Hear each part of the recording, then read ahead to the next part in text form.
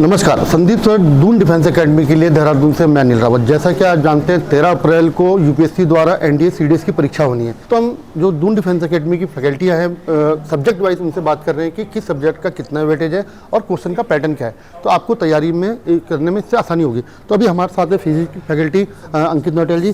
Thank you sir. Notel, जैसे 13 तारीख को एग्जाम है एनडीए सीडीएस का, तो फिजिक्स का कैसा पैटर्न रहता है, थोड़ा सा बता पाएंगे? सर अगर मैं केवल एनडीए की बात अगर अभी करूं तो एनडीए में जैसे गेट के पेपर में 25 क्वेश्चंस फिजिक्स के आते हैं।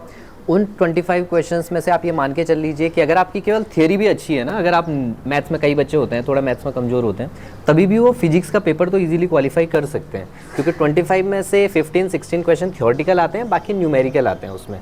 तो मतलब आप कर सकते हो, अगर आपको उतनी ज़्यादा नंबर्स भी नहीं आते हैं फिर भी आप इजीली तो कर ही सकते हो फिजिक्स का पेपर। और सीडीएस में?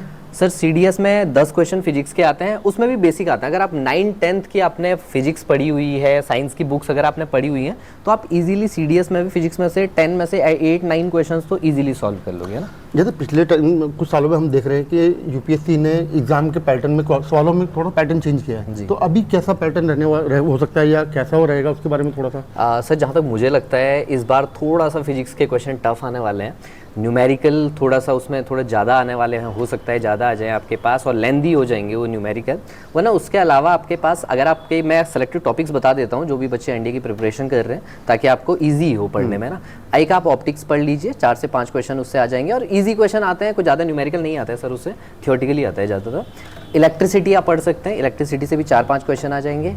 आप प्रेशर पढ़ लीजिए, प्रेशर लिक्विड में प्रेशर के बारे में पढ़ लीजिए, और मैकेनिक्स पढ़ लीजिए, ग्रेविटेशन, फोर्स के बारे में पढ़ लीजिए। अगर आप ये 4-5 टॉपिक भी पढ़ लेंगे तो 25 में से कम 16-17 क्वेश्चंस तो आप आराम से इन्हीं से अटेम्प्ट कर लोगे सर। तो जैसे एग्जाम के लिए अब बहुत कम समय बचा है, तो अभी बच्चों को आप क्या सजेस्ट करेंगे, इस टाइम पे क्या करना चाहिए? सर अब तो काफ़ी कम टाइम बचा हुआ है प्रिपरेशन के लिए, तो अब तो उतनी लंबी चौड़ी आप पूरी सारी थियरी पढ़ नहीं सकते हो। तो लास्ट टाइम पे सबसे बेस्ट यही होता है कि आप, अभी हमने 5 मॉक टेस्ट करवाए हैं, आप उन मॉक टेस्ट को लो, उसके सारे क्वेश्चंस को सॉल्व करो, उससे रिलेटेड चारों ऑप्शंस को ढंग से मैच करो, उनके बारे में थियोरेटिकली पढ़ो, आप इजीली सॉल्व कर लोगे, फिर क्रैक कर सकते हो एग्जाम इजीली। तो आपने देखा कि फिजिक्स की तैयारी आप कैसे करेंगे एग्जाम के लिए, तो आपको एग्जाम के लिए best of luck. Thank you. Best of luck. Kindly subscribe D-Day YouTube channel and don't forget to press bell icon.